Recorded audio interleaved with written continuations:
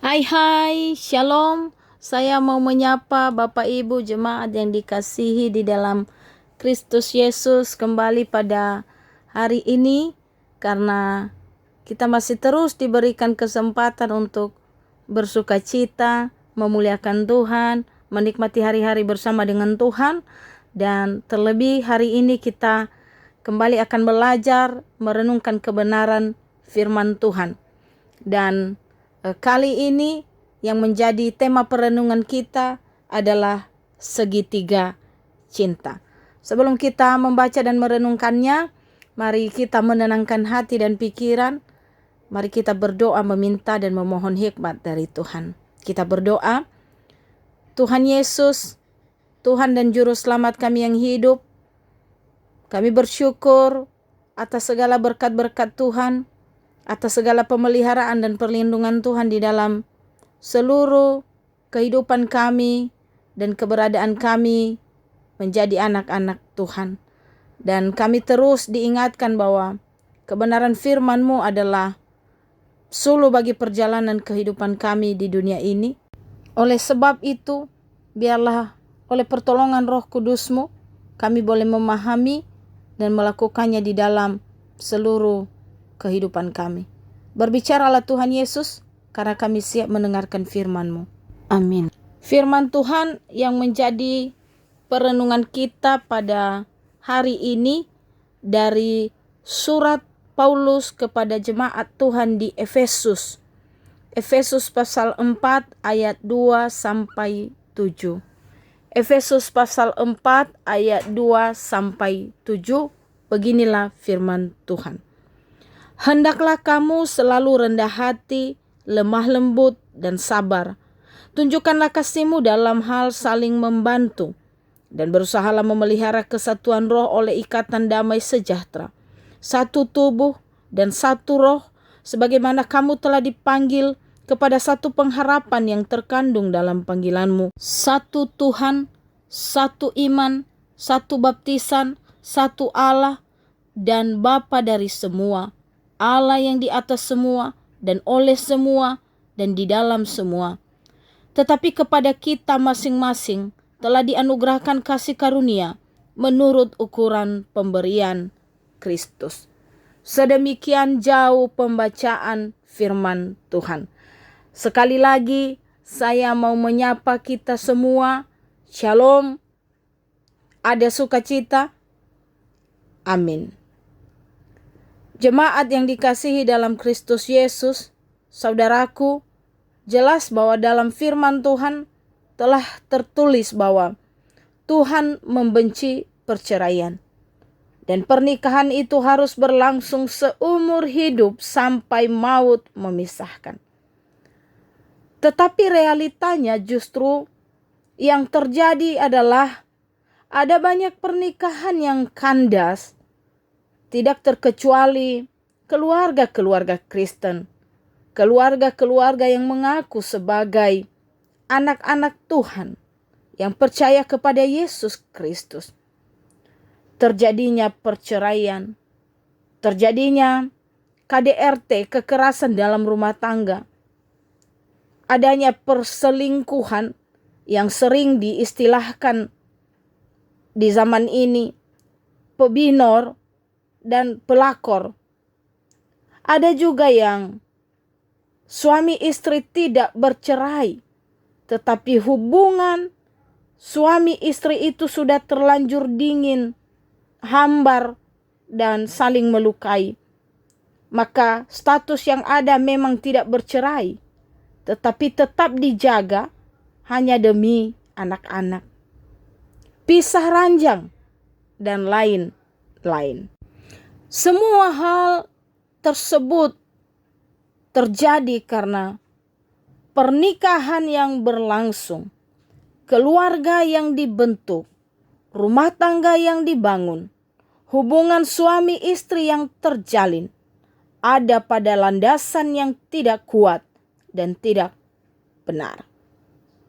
Ada banyak orang yang sudah pacaran sampai bertahun-tahun, tetapi rentan waktu itu tidaklah cukup untuk meyakinkan bahwa kita tahu semua hal tentang pasangan kita, tidak cukup untuk menjamin bahwa hubungan yang terjalin sudah kuat dan siap untuk memasuki dan menjalani pernikahan seumur hidup dengan berbagai lika-liku yang akan dihadapi, termasuk tantangan, rintangan, dan pergumulan ke depan. Justru ketika memasuki pernikahan, menjalani hari-hari bersama pasangan seumur hidup, bisa saja ada kejutan-kejutan yang tidak pernah kita ketahui yang ternyata itu menjadi kebiasaan pasangan yang bertolak belakang dengan kebiasaan kita, yang bertolak belakang dengan gaya hidup kita. Membentuk pernikahan, membangun sebuah keluarga, dan menyatukan isi kepala dua orang yang berbeda tidaklah mudah. Penuh tantangan, menghadapi berbagai rintangan, dan tentu butuh perjuangan. Bisa jadi ketika menikah tidak seindah masa-masa pacaran yang kata anak muda zaman sekarang, dunia serasa milik berdua dan yang lain ngontrak. Oleh sebab itu, kita yang menjalani pernikahan perlu belajar berdasarkan firman Tuhan yang menjadi renungan kita hari ini, yang baru saja kita baca, untuk menghidupi segitiga cinta, tetapi bukan cinta segitiga. Apakah itu segitiga cinta, Bapak Ibu? Yang pertama, segitiga pertama adalah komitmen. Pernikahan itu bukan tanpa masalah. Jangan berpikir kalau saya menikah maka saya tidak akan punya masalah. Perjalanan pernikahan itu tidak semulus yang diharapkan. Perjalanan pernikahan tidak selalu mulus dan rata.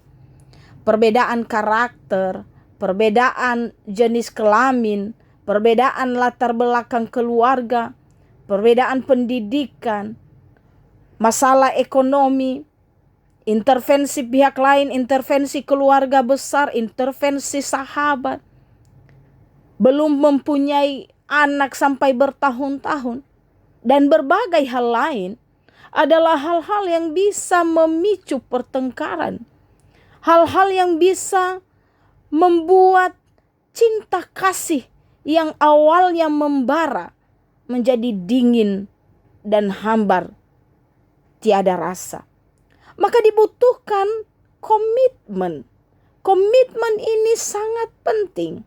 Dan kita hanya bisa memahami dan menghidupi komitmen dalam pernikahan ketika kita sudah sungguh-sungguh memahami apa yang dikatakan oleh Tuhan di Matius pasal 19 ayat 6.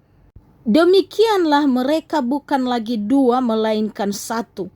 Karena itu apa yang telah dipersatukan Allah tidak boleh diceraikan manusia. Begitu juga dengan yang dikatakan di Maleakhi pasal 2 ayat 16. Bahwa Tuhan sangat membenci perceraian.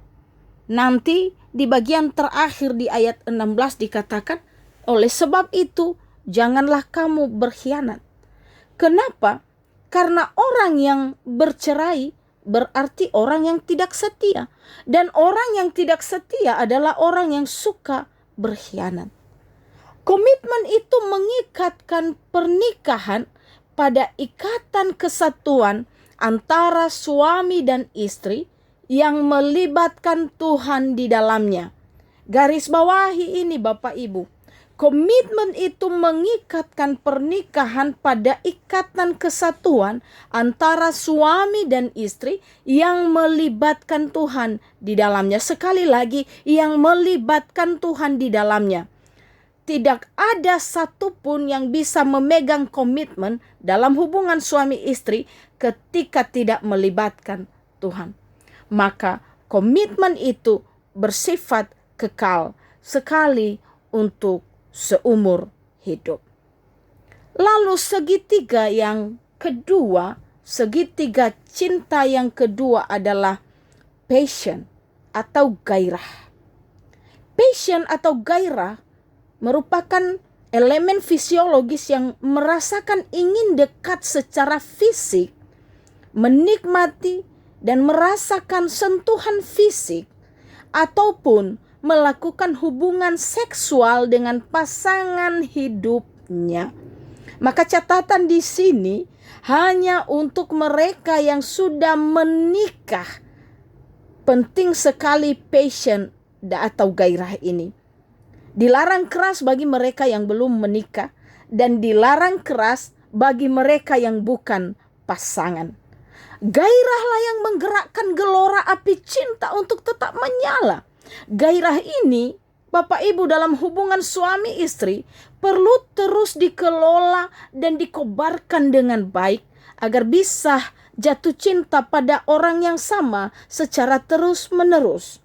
Agar bisa tetap jatuh cinta pada orang yang sama secara terus-menerus. Bukan kepada pasangan orang lain, tetapi kepada pasangan kita sendiri. Jadi kita jatuh cinta pada pasangan kita sendiri, pada orang yang sama secara terus-menerus sampai akhir hayat. Tetap setia kepada pasangan. Pasangan yang saling mencintai seharusnya saling menghargai kehadiran passion dan gairah tersebut. Unsur yang harus ada dalam gairah Bapak Ibu adalah konsistensi cinta yang diterangi oleh kasih agape, kasih yang tanpa syarat, bahwa kita mampu mencintai pasangan kita, mencintai suami kita, mencintai istri kita sampai berdarah-darah, karena Tuhan Yesus adalah contoh tentang cinta yang sesungguhnya, contoh tentang cinta yang tanpa syarat. Dan Tuhan telah terlebih dahulu kasih dan setia kepada kita, kasih dan setia kepada saya, Bapak, Ibu, saudara, saudari. Dan itulah yang menjadi teladan kita untuk mencintai pasangan, untuk terus memupuk passion dan gairah ini kepada pasangan kita seumur hidup sampai akhir hayat, sampai maut memisahkan kita. Lalu yang terakhir, segitiga cinta yang ketiga adalah intimasi atau keintiman. Relasi yang dibangun melalui komunikasi intim dan mendalam di antara suami istri bersama dengan Tuhan. Itulah keintiman yang dimaksud. Myles Munroe menulis bahwa komunikasi dalam rumah tangga itu ibarat darah dalam tubuh. Sebagaimana manusia akan mati tanpa darah, maka pernikahan pun akan mati tanpa komunikasi. Maka ada dua unsur yang perlu kita pahami, hidupi untuk mencapai keintiman berkomunikasi dalam hubungan sebagai suami istri yang baik. Yang pertama, adanya empati. Apa itu empati? Empati adalah kesediaan setiap pasangan untuk mendalami, untuk memasuki dunia pasangan, sehingga dapat memahami dirinya, dapat melihat dan merasakan sama seperti yang dirasakan pasangan. Lalu yang kedua, ada keterbukaan. Kalau kita membaca Kejadian pasal 2 ayat 25. Lalu keduanya telanjang dan tidak merasa malu. Selain secara harafiah ini berbicara benar-benar telanjang yang ada hubungannya dengan hubungan seksual dalam pernikahan. Tapi makna lain yang tidak kalah penting dari ketelanjangan suami istri adalah keterbukaan. Kalau di dalam bahasa Nias, le favinisa tede. Salah satu usaha ke arah keterbukaan hubungan suami dengan istri adalah dengan menyediakan waktu-waktu khusus untuk berkomunikasi. Keterbukaan dalam segala hal, rencana untuk masa depan, ketika ada masalah, berbicara tentang keuangan, bahkan ketika kita mau kemana-mana keluar dari rumah, perlu sekali yang namanya komunikasi dan lain-lain. Bapak, Ibu, saudara-saudari, jemaat yang dikasihi dalam Kristus Yesus, terutama keluarga-keluarga yang sedang mengarungi perjalanan rumah tangganya. Selamat mengarungi samudra luas pernikahan. Jalani, nikmati, dan andalkanlah Tuhan senantiasa di dalam rumah tanggamu. Tuhan Yesus memberkati. Mari kita berdoa. Segala puji dan syukur, segala hormat dan kemuliaan hanya bagi nama-Mu saja, Bapa. Engkau Allah yang ajaib, Engkau Allah yang besar, Engkau Allah yang perkasa di dalam kehidupan kami. Sungguh Engkau Allah yang hebat. Kami sungguh bersyukur untuk kebenaran firman-Mu kali ini, Bapa, yang mengingatkan keluarga-keluarga Kristiani untuk menikmati pernikahan dalam segitiga cinta, yaitu komitmen, gairah, dan keintiman. Tuhan, bimbing pimpin kami oleh pertolongan Roh Kudus-Mu. Dan jikalau di antara para umat-Mu yang sedang membaca dan merenungkan firman Tuhan hari ini, mulai merasakan hambar oleh pernikahan mereka, mulai merasakan dingin, luka, kepahitan, Tuhan menyembuhkan dan Tuhan memulihkan, sehingga hubungan ini kembali bergelora di dalam Tuhan. Terima kasih Bapa, dalam nama Yesus kami berdoa. Amin. Shalom saudaraku, ya Ahobu, Tuhan Yesus memberkati. Amin.